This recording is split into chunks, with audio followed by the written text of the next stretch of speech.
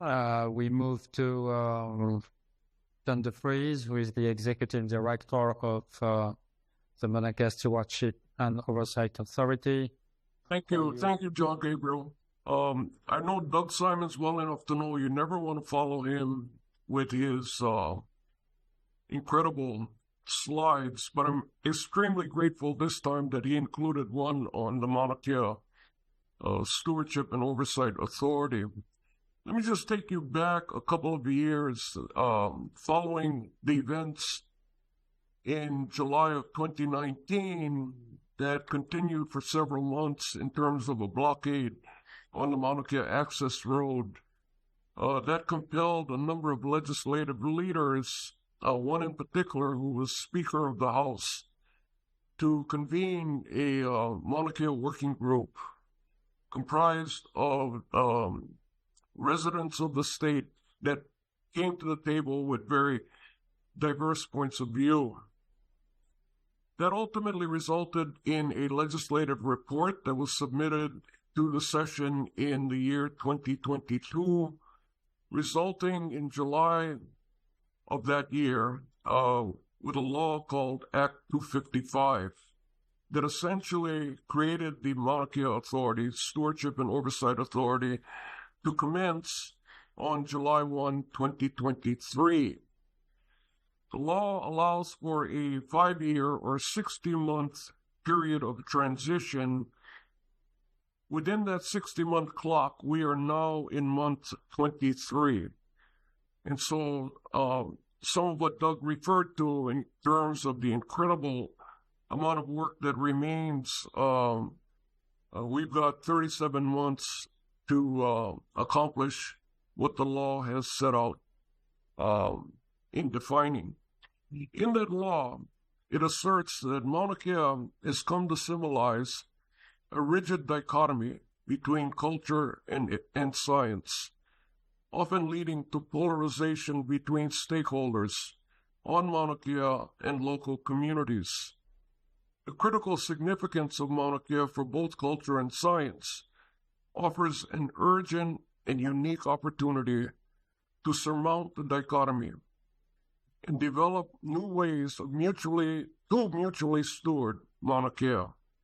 Therefore, a reformation of the stewardship of Maunakea is an issue of the highest priority in the state.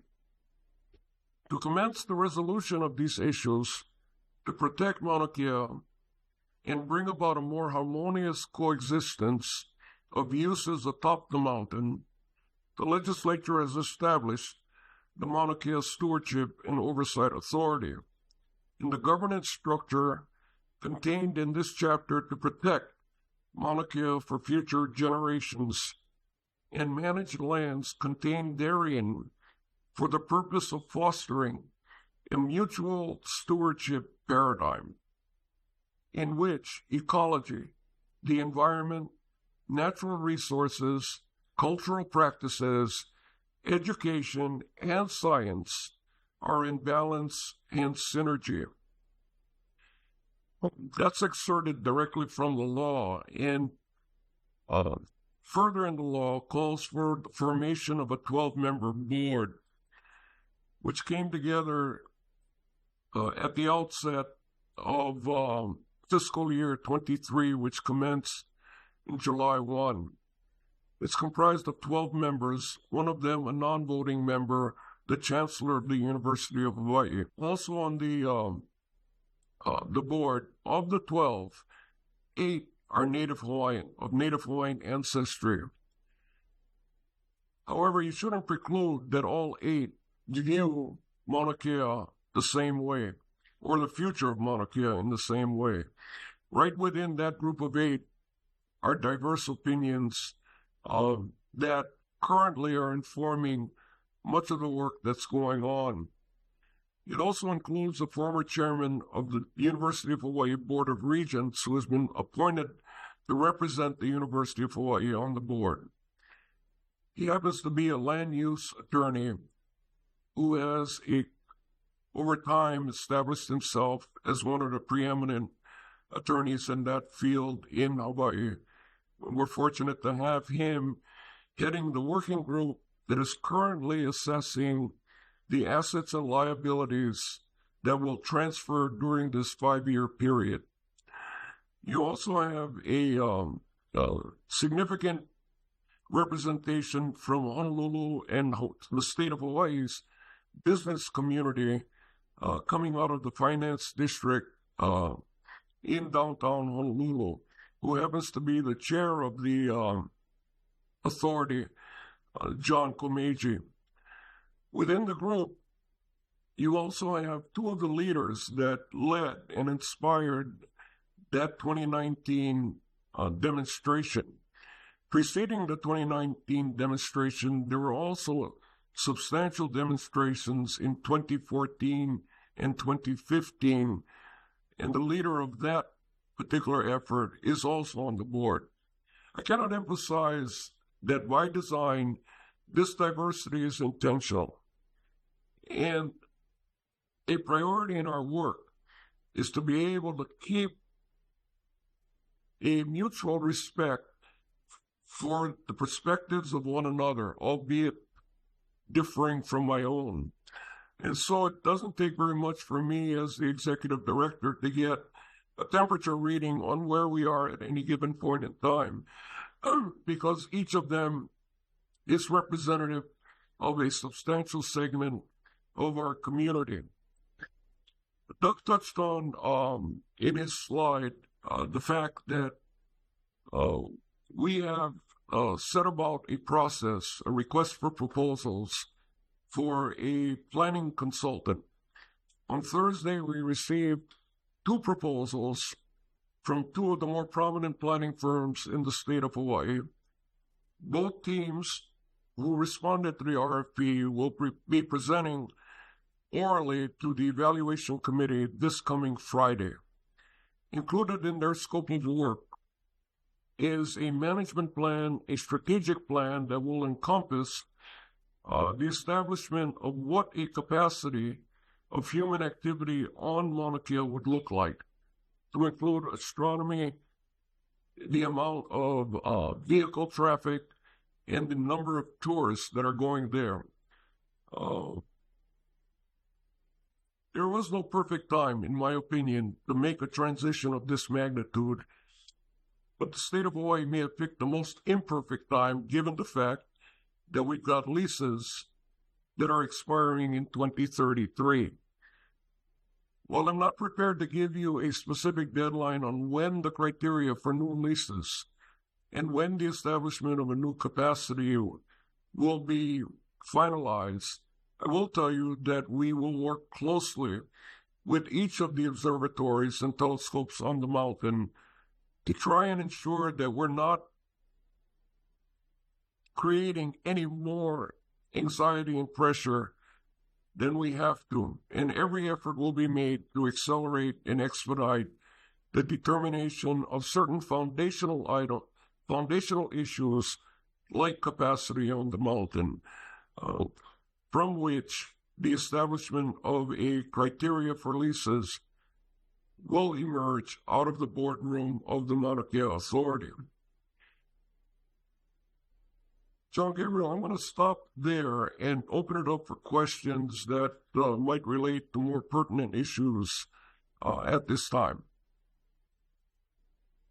Thank you very much, Johnny. Let me also add one thing. Before coming to the authority, it was known through editorials and writings of my own, of my support for your industry. All of that came about years ago, which prompted me to take a deep interest in what was going on at the time with the 30-meter telescope. This is back in 2014, 2015. It led me to do some work with Doug Simons, Rich Matsuda, on an effort now at Imiloa Astronomy Center called Avua Heinoa, the naming of astronomical discoveries in the Hawaiian language. And so, my interest in your industry, it precedes my arrival here at the authority, and the fact that astronomy is asserted in the law as being part of the state of Hawaii's policy is a big issue and one that we're obligated to protect in advance. So thank you, Jean-Gabriel. Thank you, John. Okay, so time for discussion now. Do you have any questions either for John or for the any of the other directors? Okay, so maybe I'll ask a question, and again, it could be a question for you, John, but happy to take also any opinions from the other directors. So what do you see as the number one challenge for you, for the authority, for the renewal of for the new lease, and do these number one or top challenges come with as many opportunities? Question. The number one challenge for me is the only thing more challenging than working in a government bureaucracy is to create one.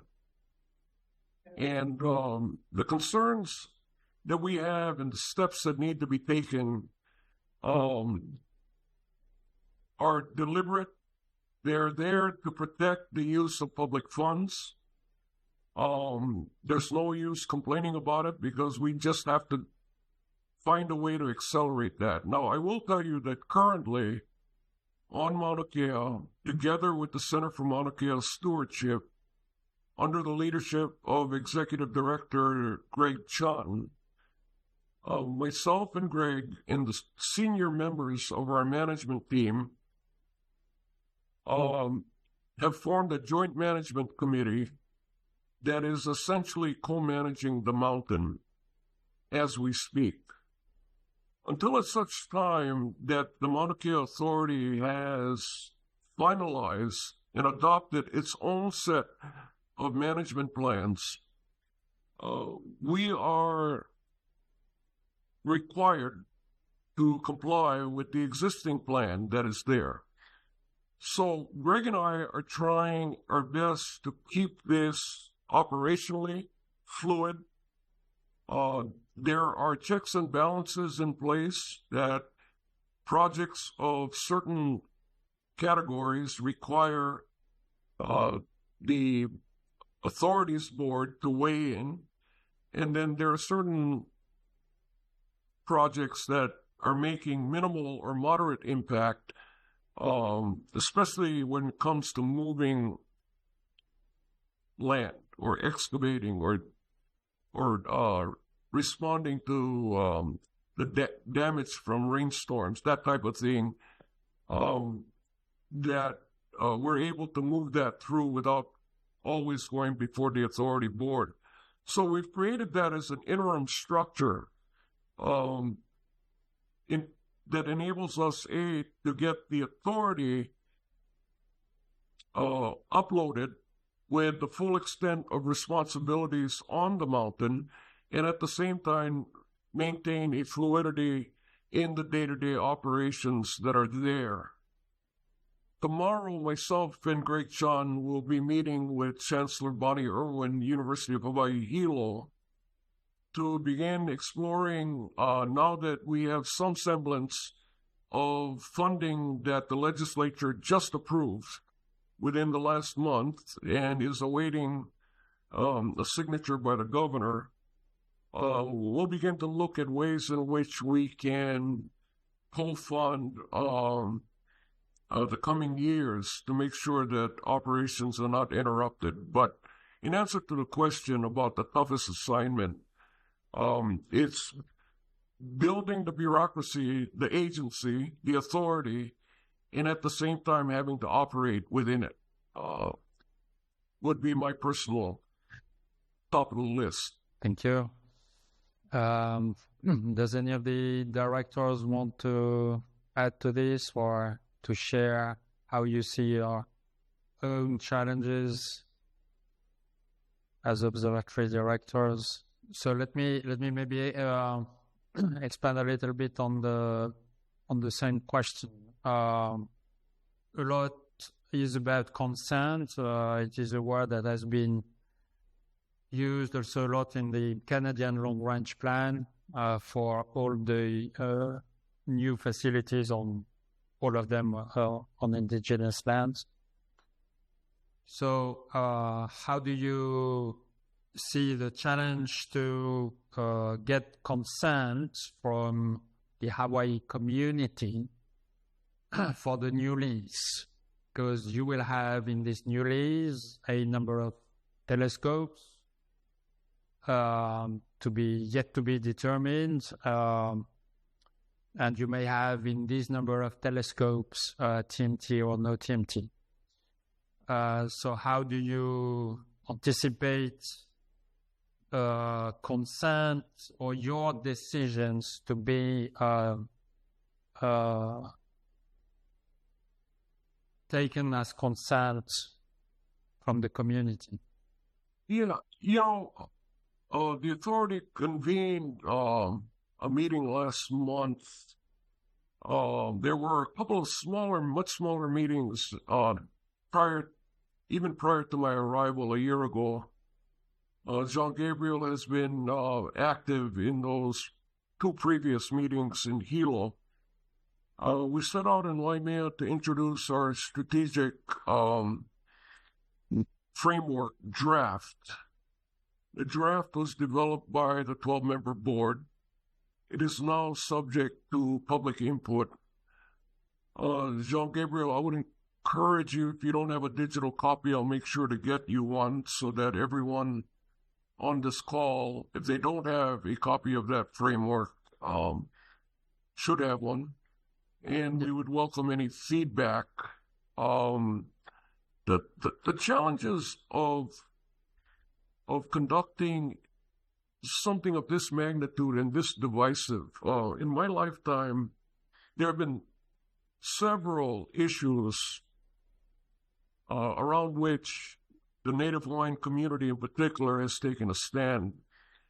But I've never seen one more powerful than this. And it's going to come down to building relationships that are frankly in place. A typical week for me may include having dinner with a Native Hawaiian practitioner elder who was basically the spiritual leader of the 2019 demonstration, and later in the same week have a meeting with one of your biggest supporters in downtown Honolulu. And we'll continue to engage with leadership from that diverse circle.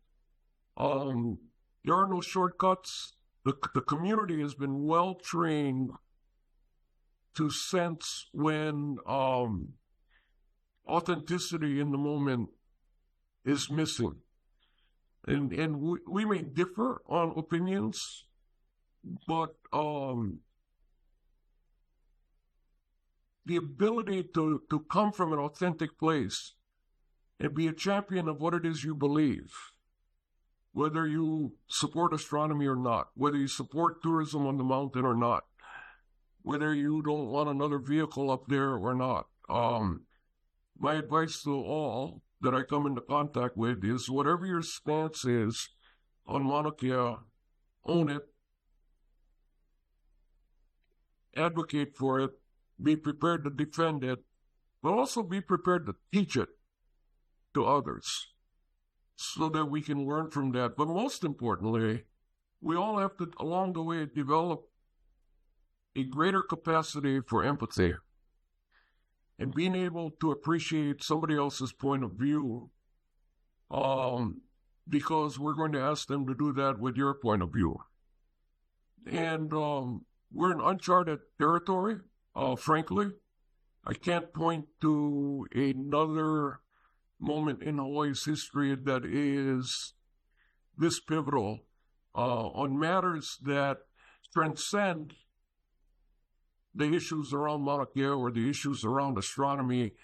These are decades of work that now culminating. And part of that was the rediscovery of Hawaiian traditional practices, the rebirth of the language, which was in a trajectory to be lost completely, if not for the leadership of a handful of teachers who responded to the urgency of that. But you've got all of that history built into these moments. So I'm frankly looking forward to engaging at the community level on a more frequent basis, because that's where these issues are going to be resolved. The communities are no longer going to be spectators in their own backyard. Whether the issue is Maunakea or the development of coastlines or the protection of coral, throughout Hawaii, communities and community leaders have been inspired or compelled to be at the forefront of public debate, public discourse, and frankly, that's long overdue and very much a part of what our future will look like. Thank you. Any questions? Yeah, I guess this could be a question for you, Jean-Gabriel, of just what's the level of coordination between the different observatories and how has that changed with this change of state? So the question is about the level of coordination among observatories. Yeah, I think indeed the new situation has probably changed the way the observatories are working together. I don't have enough history in Hawaii to really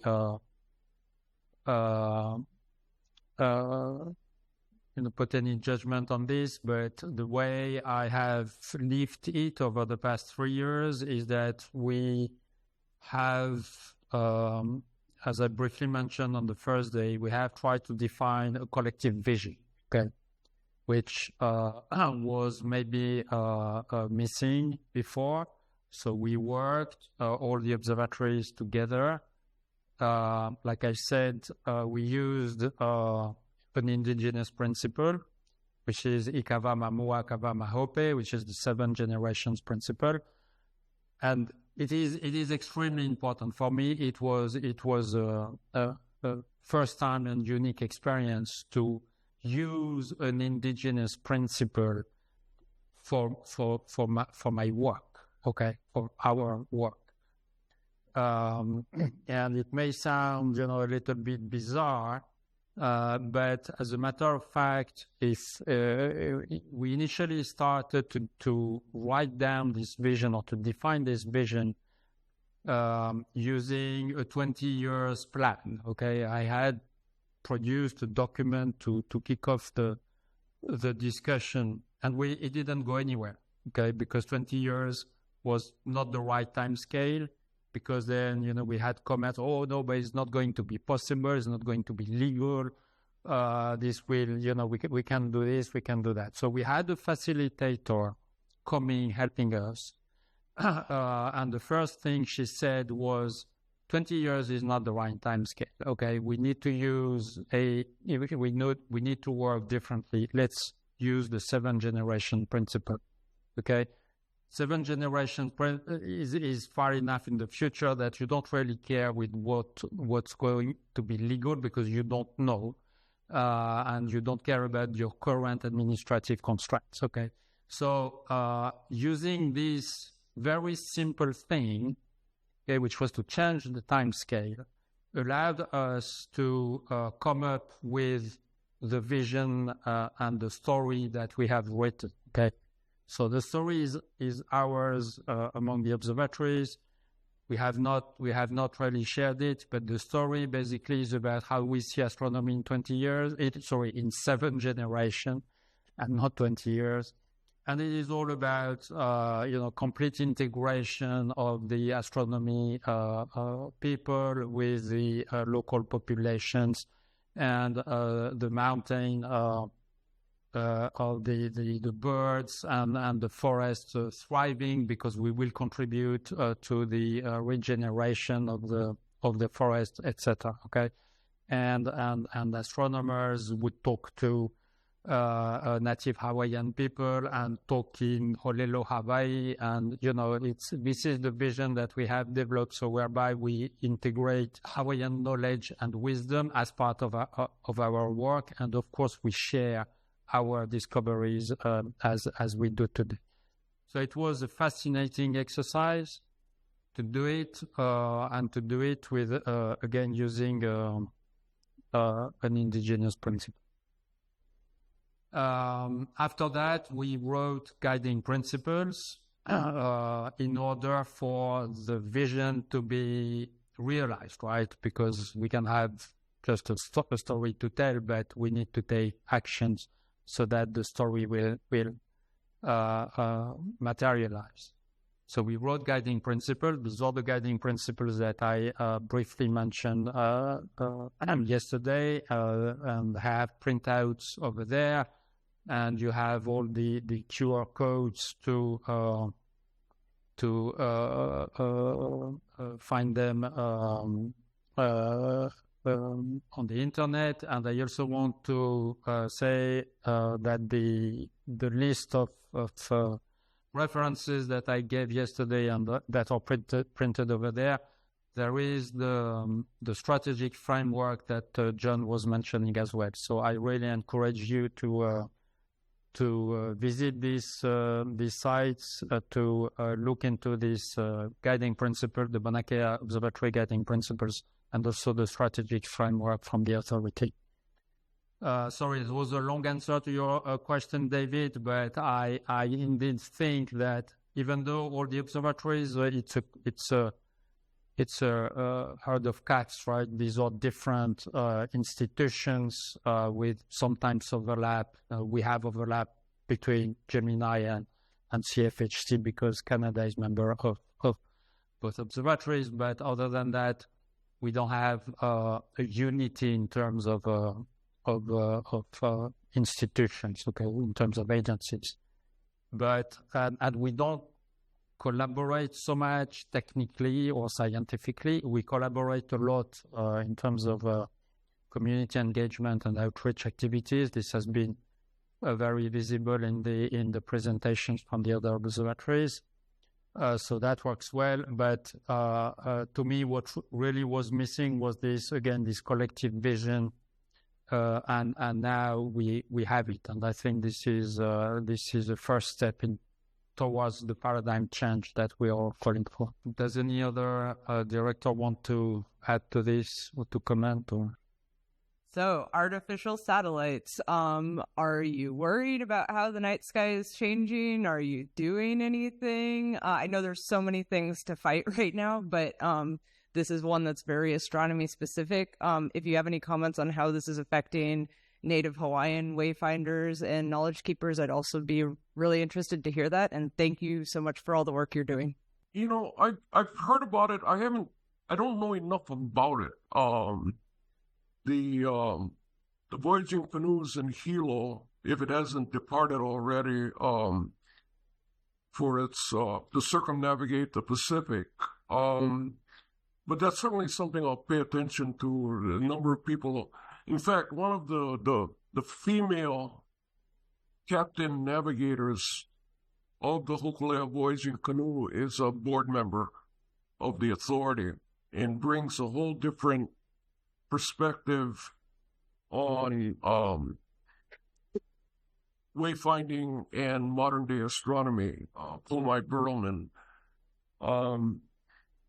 So I'll certainly take that up with her and forward anything I might learn from that. The other thing I wanted to add is we're not in this alone. If you take the top 60, 70 companies in Hawaii, banks, utility companies, publicly traded, private entrepreneurs, as a collective, they're called the Hawaii Executive Collaborative. They meet annually, I can remember 15, 20 years ago attending one, and my takeaway was that it was a golf bonanza, right? All we did was attend meetings in the morning, golf in the afternoon, and nothing in between. This is just a few years ago, that organization, that entity was acquired by a businessman by the name of Dwayne Carrizo, born and raised on a plantation along the Hamakua coast in a town called Lac-à-l'Eau. Dwayne has a high achievement in commercial real estate, part owner of the San Francisco Giants, commands a tremendous amount of respect. If he walked into your conference room right now, you wouldn't know the difference. He could be the Bell Valet at the hotel or at the conference center. It's very understated. But Dwayne made a commitment to redirect the energy of this collaborative and begin to address the issues that have been plaguing Hawaii that result in things like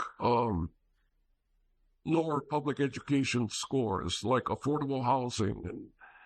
And Mauna Kea has become a front burner issue within that organization.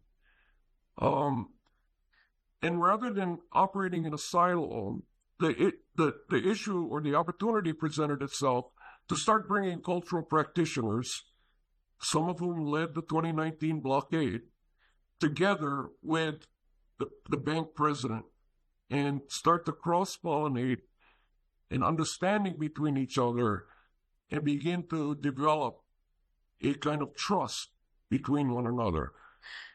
We're probably 3 years into that effort right now, and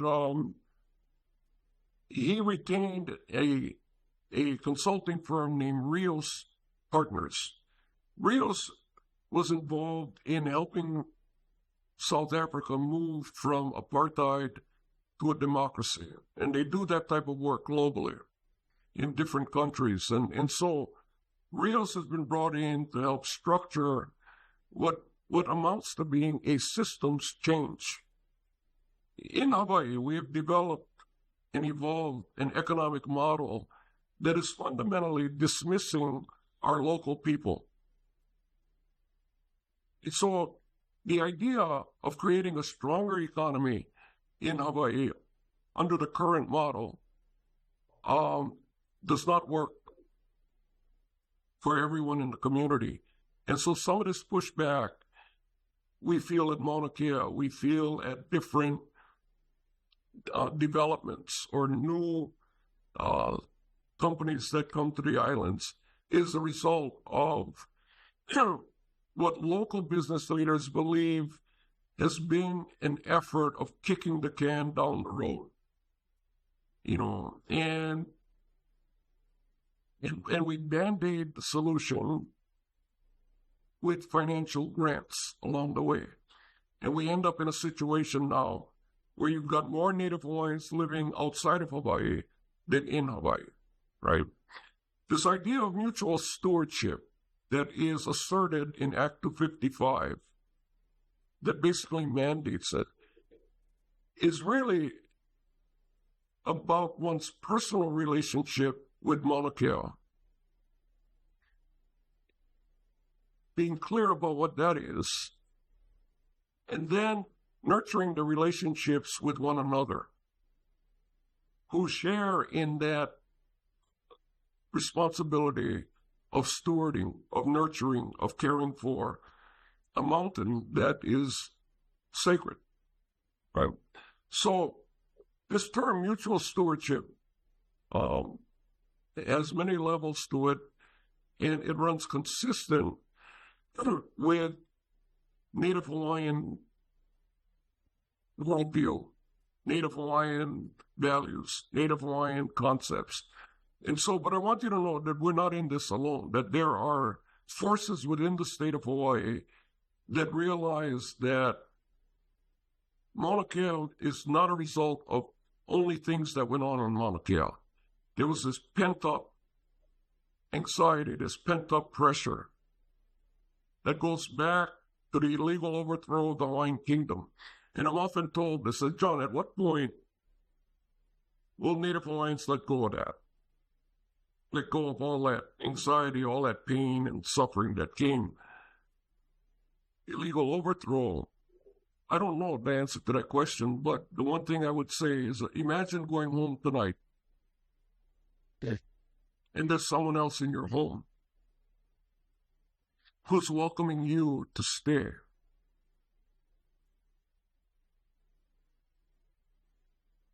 And as years go by, teach your children to be more comfortable in staying. At some point, that family will find its dignity by moving out of the house and living in the garage. Okay. You don't have to understand who are kings, queens, what the royalty was about, what the actual overthrow was about. At a very visceral level, at a very personal level, the human response to what happened in the islands is actually more universal than we think. And I think many of us feel that issue needs to be dealt with head on. And we certainly picked a wonderful federal administration to further this work. So I'll end there, Jean-Gabriel.